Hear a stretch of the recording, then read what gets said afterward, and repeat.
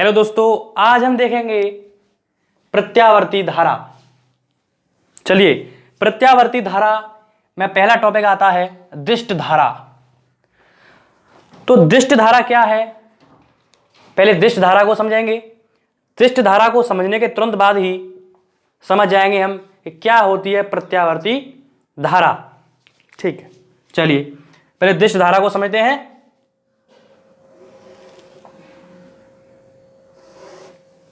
मान लीजिए कोई चालक तार है ये, और ये समय है t=0 और t=t। यहां धारा I बराबर 0 है। ठीक है, यहां धारा I बराबर 0 है।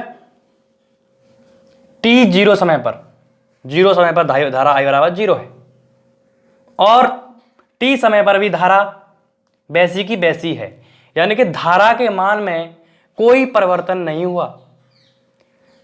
मैंने चित्र थोड़ा पहले ही बना दिया समझाने के लिए आपको। यानी कि जब धारा सूक्ष्म समय पर थी, सूक्ष्म समय ना बोलकर 0 समय पर थी, तब भी धारा की दिशा वैसी ही थी। जब हमने समय t पर देखा तब भी धारा की दिशा वैसी ही थी। मतलब धारा की दिशा में कोई परिवर्तन नहीं हुआ। धारा की जो दिशा है नियत रही, जैसी डाली थी वैसी ही समय पर मिली हमें धारा। यानी कि धारा की दिशा में कोई परिवर्तन नहीं हुआ। तो आपने यहां से समझा, तो इसकी आप परिभाषा लिख सकते हैं। ऐसी धारा, मैं लिख देता हूं दिष्ट धारा की। ऐसी धारा लिखेंगे, ऐसी धारा जिसकी दिशा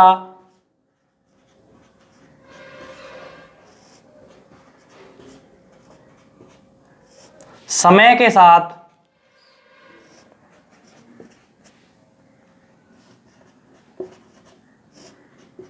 नियत रहती है।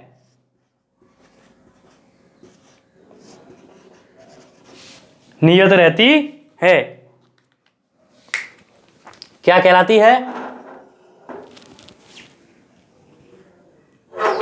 दिष्ट धारा। क्या कहलाती है? दिष्ट धारा।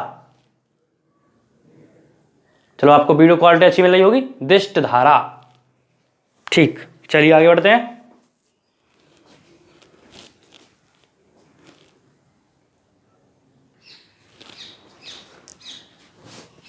तो दिष्ट धारा आपने समझा, ठीक है। अब हम देखेंगे प्रत्यावर्ती धारा। प्रत्यावर्ती धारा जो आपके टॉपिक यानी कि कोर्स की में है, ठीक है। प्रत्यावर्ती धारा, इसकी परिभाषा कैसे हो सकती है?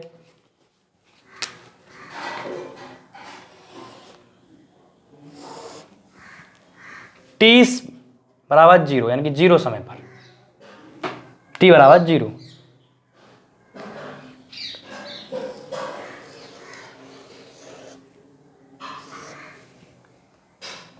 और t बराबर t समय पर। अब इसमें क्या हो रहा है, आपने देखा कि ये धारा नियत है किसी भी समय पर इस धारा में क्या होता है, इसकी धारा की जो दिशा है बार बार बदल रही है। इस ग्राफ से पता चल रहा है कि धारा की जो दिशा है नियत नहीं है, बार बार बदल रही है। तो इसको क्या कहेंगे हम? ऐसी धारा जिसकी दिशा समय के साथ परिवर्तित होती रहती है। ऐसी धारा लिखेंगे हम, ऐसी धारा जिसकी दिशा समय के साथ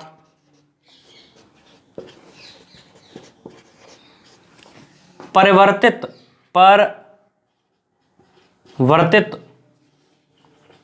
होती रहती है। प्रत्यावर्ती धारा कहलाती है। चलिए नोट कर लेंगे।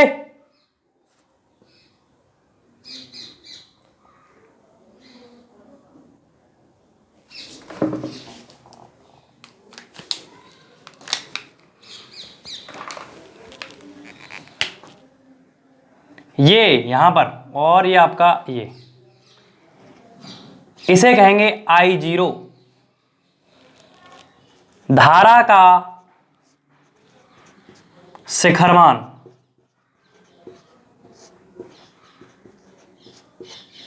ठीक है, धारा का शिखरमान I0, धारा का शिखरमान।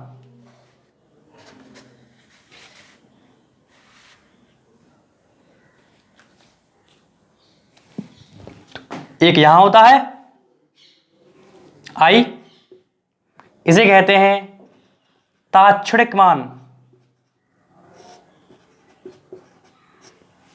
क्या कहते हैं? ताक्षणिक मान। चलिए नोट करेंगे।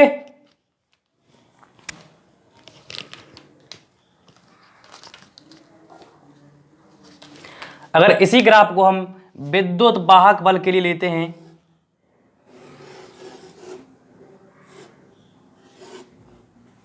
विद्युत वाहक बल के लिए, तो ये होगा विद्युत वाहक बल का शिखरमान। क्या होगा? शिखरमान। ठीक है, शिखरमान कहते हैं इसको हम। इसके बारे में भी हम डिस्कस कर सकते हैं। ठीक है, चलिए नोट कर सकते हैं आप लोग। एक आपने फॉर्मूला देखा होगा विद्युत चुंबकीय प्रेरण में, बेशक मैंने वीडियो नहीं दी है इस पर, विद्युत चुंबकीय प्रेरण पर डायरेक्ट प्रत्यावर्ती धारा, तो आप वीडियो किताब से देख लें। आपको एक फॉर्मूला होता है I बराबर I0 साइन ओमेगा टी, एक होता है E बराबर E0 साइन ओमेगा टी।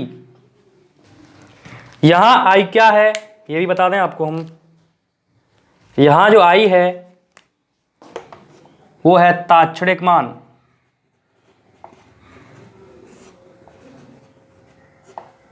ये है शिखरमान। ओके, चलिए सबको नोट करेंगे। और इस फॉर्मूले को हम कहेंगे ये होता है प्रत्यावर्ती वोल्टता, और ये फॉर्मूला है प्रत्यावर्ती धारा।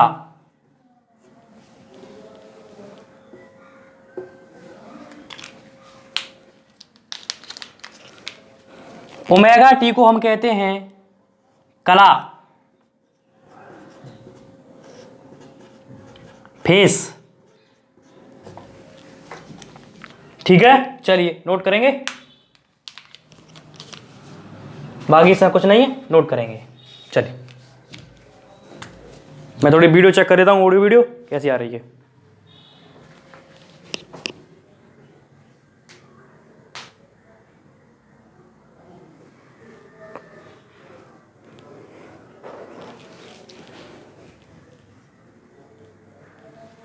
चलिए अरेंज करते हैं इसको।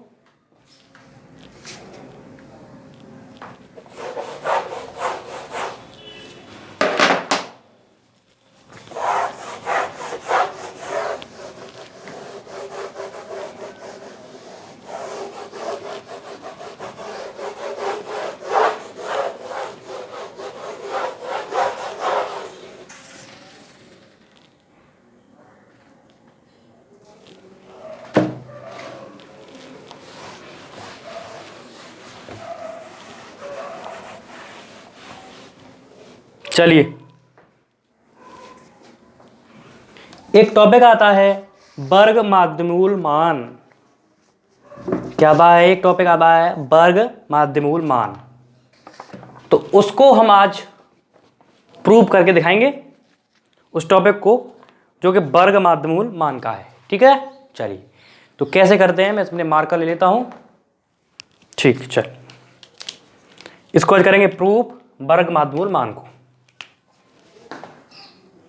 तो एक ग्राफ के द्वारा देखेंगे, ठीक है। चलिए,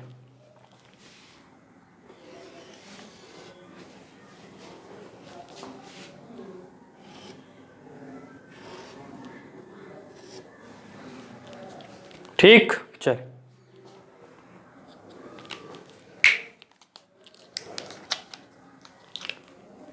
ग्राफ आप बना सकते हैं ऐसा, ठीक है। चलिए, आपको पता है यहां शिखर मान होता है, ठीक है, आपको पता है ये शिखर मान होता है, ठीक है। इसमें धारा कैसे जाएगी, पहले कम जा रही है, पहले थोड़ी सी, फिर उसके बाद I2 धारा, मतलब धारा फिर थोड़ी बढ़ रही है, यानी कि धारा का परिवर्तन दिखा रहे हैं हम इस प्रकार। फिर धारा और बढ़ रही है, फिर धारा और बढ़ रही है, और फिर और बढ़ रही है धारा, और अंत में अपने शिखर मान पर आके, चल मैं इस लाइन को थोड़ा थोड़ा यहाँ से इस प्रकार कर लेता हूँ, और अपने शिखर मान पर आगे ये इस प्रकार बढ़ रही है, ठीक है। चलिए, तो धारा मान लेते हैं, धारा I1 है, यहाँ धारा I2 है, I3 है, और वो और भी I4 है, इस प्रकार आप मान सकते हैं, ठीक है। अब मान लीजिए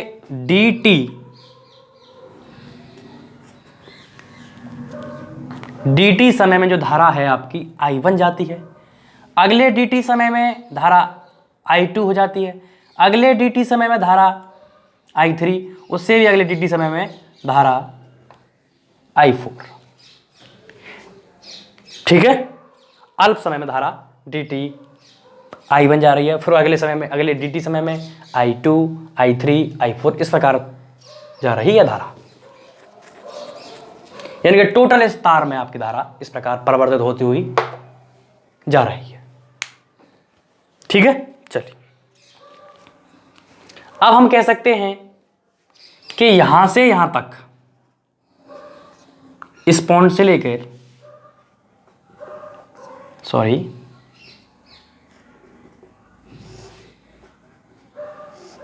एन टाइम जो आपकी धारा है, एन टाइम धारा आपकी इसमें परिवर्तित होकर तार से जा रही है, एन टाइम, ठीक है। समझ में आया आपको, क्लियर हो गया हो तो बता दीजिए। एन टाइम dt है, क्योंकि इसमें यहां पर भी कितने बनाऊंगा फिर मैं, तो dt भाई साहब एन टाइम कर दिया सीधा हमने, यहां से यहां तक एन टाइम, ठीक है। चलिए, एक फॉर्मूला होता है W बराबर चैप्टर नंबर 3, W बराबर I²RT, धारा प्रवाहित होने में किया गया कार्य। धारा प्रवाहित हो रही है, कितनी धारा प्रवाहित हुई, कितने समय में हुई, तो ये आता है I²RT। तो इस फॉर्मूले को नोट करेंगे, नहीं पता है फिर भी देख लेंगे। तो W इक्वल टू होता है I²RT, I²RT। चलिए, I²RT, ये क्लियर। तो आपको पता है कि यहां से यहां तक dt कार्य हो, dt चल रही है धारा, तो अल्प ही समय लग रहा है, तो मैं लिख सकता हूं पहले धारा को कार्य करने में लगा समय, या पहली धारा द्वारा कार्य, तो क्या लिखूंगा मैं, dW1 I1 का स्क्वायर RT, तो समय में अल्प लूंगा dt,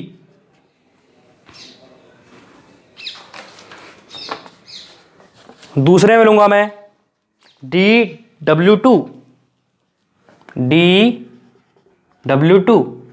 I² RDT, तीसरे पर भी मैं dw3i3² डॉट डॉट डॉट एन टाइम है, आपको सबको पता है dw(n)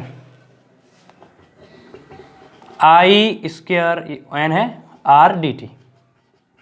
एक मिनट मैं बोर्ड को चेक कर लेता हूँ साफ आ रहा है कि नहीं आ रहा, उसके बाद काम करेंगे। चलिए साहब दिख तो रहा है ना? हाँ, थोड़ा बड़ा लिखूंगा।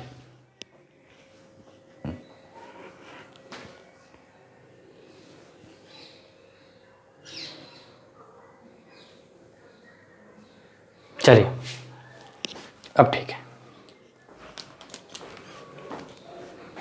एन टाइम धारा प्रवाहित हो रही है तो एन टाइम ही कार्य होगा। ठीक है, चलिए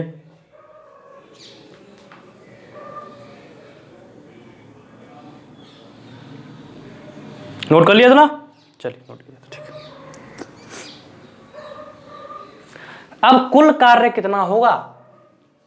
कुल कार्य कितना होगा? ये कुल कार्य कितना होगा, यानी कि कुल कार्य क्या होगा? d, यहां से यहां तक कार्य हो रहा है पूरा टोटल w, और ये छोटे छोटे पार्ट में कार्य हो रहा है i²RT, i²1 या कैसे i1 का स्क्वायर RT, दूसरे में i2 का स्क्वायर RT। तो छोटे छोटे कार्य हो रहे हैं और टोटल कार्य कितना हो रहा है? w। कुल कार्य कितना हो रहा है? w। तो w को इसके सभी के बराबर रख सकते हैं, क्योंकि भाई साहब ये छोटे छोटे कार्य हैं, मिलकर यहां तक कार्य हो रहा है, तो पूरा कार्य जो टोटल हो रहा है वो w हो रहा है, तो ये सभी w के बराबर रख सकते हैं। चलिए इन सबको w के बराबर रख दीजिए। i, थोड़ा समस्या लिखने में होती है, और कोई दिक्कत नहीं।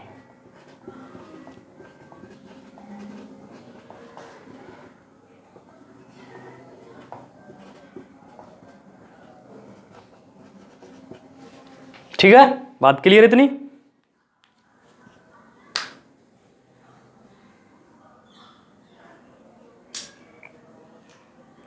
ठीक है, अब बात आती है कि आई एवरेज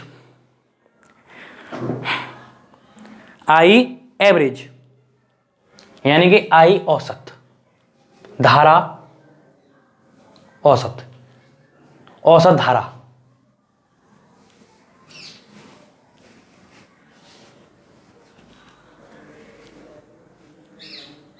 ठीक है, औसत धारा निकालेंगे। औसत धारा कैसे निकाल सकते हैं ये बात समझेंगे। अब देखिए, ये टोटल कार्य W है, W की जगह i²RT रख दें, क्या करके? एवरेज रखे कर दें, क्या? i²RT, यानी कि ये जितनी धारा ये जितना कार्य करेंगी, ये धारा जितना कार्य करेंगी किसके बराबर करेंगी? आई एवरेज के बराबर। किसके बराबर? आई एवरेज के। आई एवरेज के मैं आपको समझाना चाहूं तो किस प्रकार समझा सकते हैं, देखेंगे। आपके पास 4 लोग थे, ठीक है? तो 4 लोग मिलके एक साथ कार्य करते हैं, उस कार्य को 4 लोग एक दिन में समाप्त करते हैं, उस कार्य को 4 लोग एक दिन में समाप्त कर लेते हैं, ठीक है? उसी कार्य को एक लोग यानी कि एक आदमी 4 दिन में करता है, 4 दिन में करता है। तो उसी कार्य को एक आदमी 4 दिन में करता है, तो इसका मतलब क्या हुआ? वो 4 लोग एक दिन में कर रहे थे और एक आदमी आपका उसी कार्य को 4 दिन में कर रहा था, और यहां 4 लोग एक दिन में ही कर रहे थे। इससे क्या समझे आप? इससे समझे कि जो 4 लोग थे एक दिन में कर रहे थे, उसी तरह एक लोग जो एक आदमी था वो 4 दिन में कर रहा था। बात तो वही है, उसी कार्य को कर रहे हैं, वो उतना ही समय ले रहा था जितना 4 लोग ले रहे थे। कुछ क्लियर हुआ आपको? कुछ इससे पल्ले पड़ रहा है आपको कि क्या हो सकता है? मतलब औसत आप यहां निकालें एक तरह से औसत, तो क्या होगा ये आप समझें कि 4 दिन में जो लोग कार्य कर रहे थे, एक लोग जो कार्य कर रहा था वो 4 दिन में 4 लोगों के बराबर कार्य कर रहा था। उसी प्रकार ये धारा का भी यही सिस्टम है। मान लीजिए ये धारा जो है अलग अलग हैं, ये धारा अलग अलग करके कार्य कर रही हैं, उसी प्रकार ये इकट्ठी धारा, इकट्ठी जो एवरेज है वो एक साथ कर देती है। यानी कि यहाँ क्या था कि एक दिन में 4 दिन में वो काम करता था एक आदमी, यहाँ क्या होता, उसमें क्या होता था कि 4 लोग एक ही दिन में उसको समाप्त कर देते थे। यानी कि उसी काम को उसी समय में एक दिन में समाप्त कर देते थे। तो इसका मतलब क्या होगा कि एक आदमी का 4 दिन बराबर बराबर बराबर 4 लोगों का एक दिन बराबर हुआ कि नहीं हुआ? ये क्लियर कि नहीं बताइए? आप वीडियो को रिपीट करके देख सकते हैं। इसका मतलब क्या हुआ कि जो धारा एवरेज है वो इनकी ही बराबर कार्य करेगी, यानी कि इनकी ही बराबर ही काम करेगी जितना कि वो 4 लोग एक दिन में करते थे और एक आदमी 4 दिन में करता था। तो उनका जो बराबर हमें आपस में होगा तो कैसे होगा? इसका जो होगा 1 गुणा 4 दिन, और इसका कैसे होगा? 1 4 लोग एक दिन, आपस में बराबर ही होगा कि नहीं होगा? उसी प्रकार यहाँ आई एवरेज इस यहाँ से यहाँ तक जाने में या यहाँ तक परिवर्तन कराने में उतना ही इनके बराबर कार्य करती है। क्लियर के नहीं? तो हम लिख सकते हैं यहाँ पर इससे W के चक्कर में एवरेज लगाकर आई एवरेज का स्क्वायर RT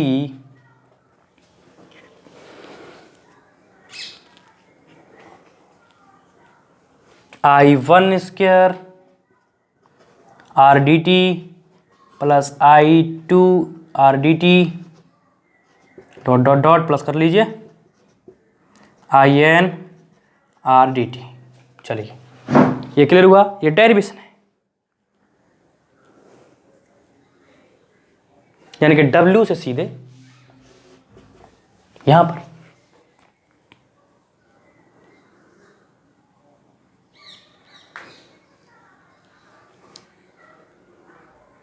नोट करें। ठीक, I average RT I1 plus I2 common लेते हैं RDT,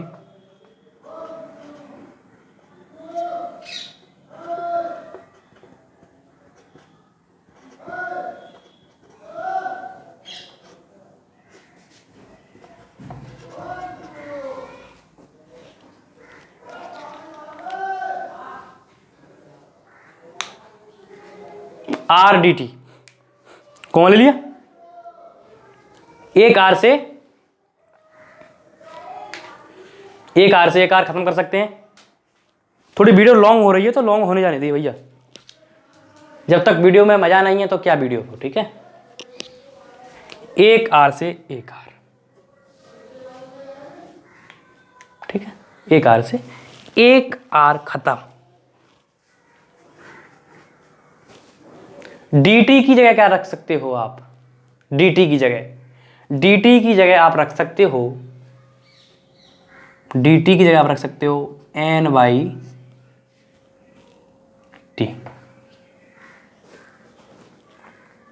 सॉरी t/n रखो, थोड़ा गलती होगी, t/n।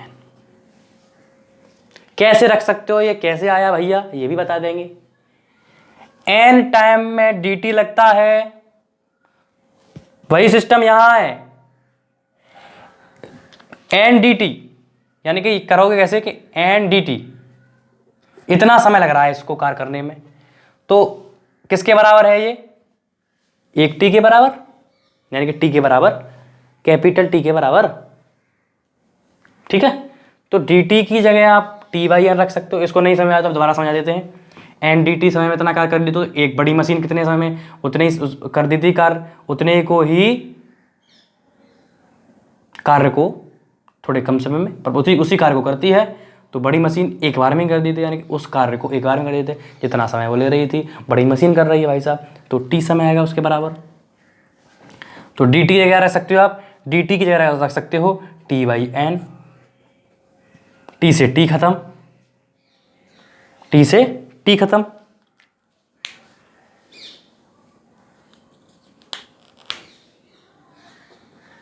तो बचा क्या आपको, एन बचा बस, I average, I1, I2, I3 और IN का होल स्क्वायर अपॉन एन। और यहाँ लिख देता हूँ उसको I average, I1, I2, I3, IN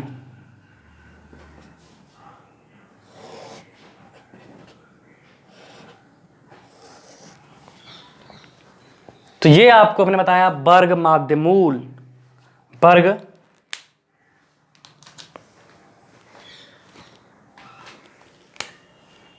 अब यहां से बताएंगे हम आपको वर्ग माध्य मूल का फॉर्मूला। वर्ग माध्य मूल क्या होता है, ठीक है। पहले हमने धाराओं का वर्ग किया, उनका माध्य निकाला यानी कि औसत, फिर मूल कर दिया, तो यहां से आपका बनता है वर्ग माध्य मूल। क्या बनता है, वर्ग माध्य मूल। इस फॉर्मूले से ही हम निकालेंगे वर्ग माध्य मूल। कैसे आया है वर्ग माध्य मूल, या आपने देखा होगा वीडियो में, पूरी वीडियो देखें, अधूरी वीडियो न देखें, अधूरा ज्ञान खतरनाक होता है। चलिए मैं सबको कट आउट करता हूं और इच्छा करता हूं कि आपको ये वीडियो पसंद आ रही होगी, ठीक है। चलिए वीडियो अच्छी लगे तो लाइक शेयर तो करना आपका काम ही काम भाई भैया, कि बिना शेयर किए तो मज़ा आता ही नहीं है।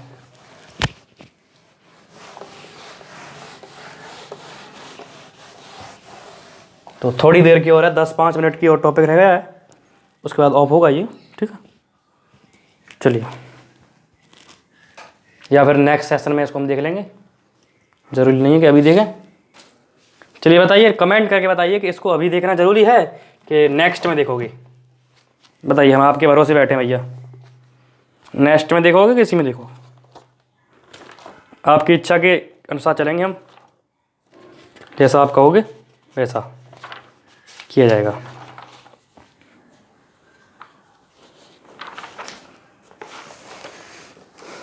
चलिए, तो आपकी इच्छा के अनुसार आप कह रहे हैं कि कमेंट में आपने नहीं बताया, प्रत्यावर्ती धारा का माध्य मूल मान, लिखता हूं यहां, प्रत्यावर्ती धारा का वर्ग माध्य मूल मान। अगर आपने पहले वाला जो फॉर्मूला कराया था वो आपको याद है तो आप कर सकते हो, नहीं आप मेरी समझ से नहीं कर सकते, ठीक है। बताइए याद है कि नहीं आपको।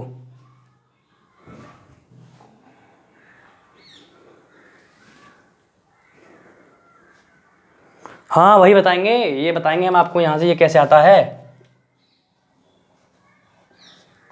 ये बताएंगे भैया, ये कैसे आता है, I बराबर I0/√2, ये कैसे आता है, इसको बताने का कार्य है हमारा, ठीक है। तो नोट कीजिए आप पहले इसको, हेडिंगों में अभी 1 मिनट पहले आता हूँ उसको टॉपिक को आपके लिए।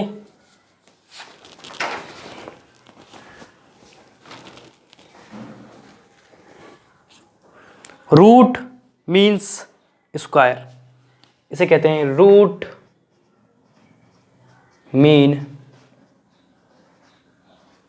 स्क्वायर, RMS, वर्ग माध्य मूल मान। तो IRMS,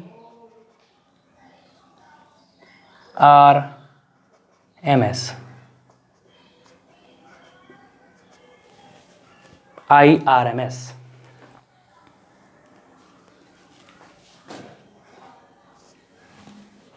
ठीक है, IRMS।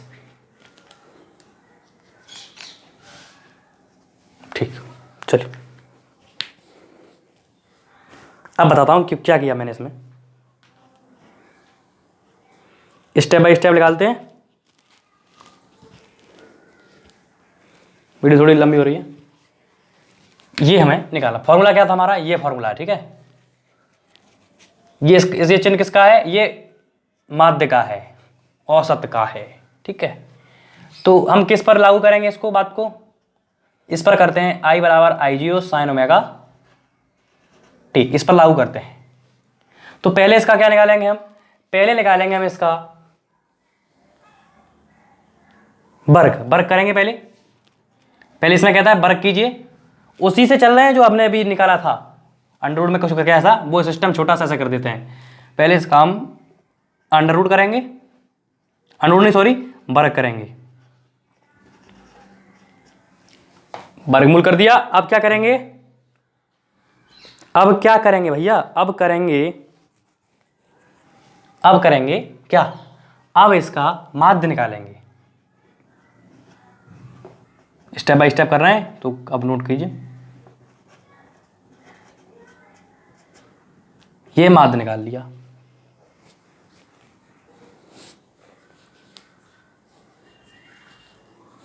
अब क्या करते हैं,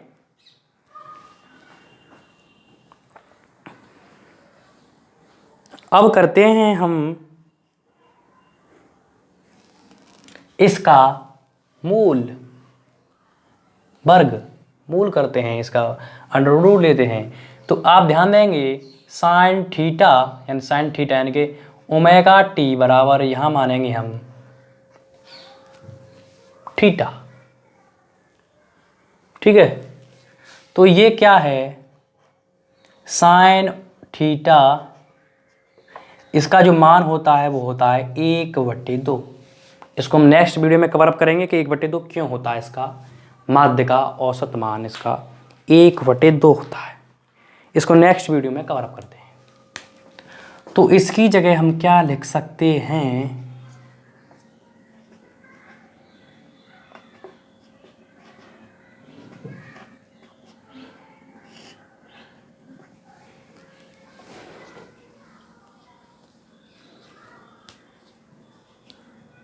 ठीक है। अब क्या करते हैं, वर्ग निकल आया, माध्य निकाल लिया, मूल रह गया है। तो I बराबर अंडर रूट I0 2 टोटल पर है, तो I बराबर I0 अपॉन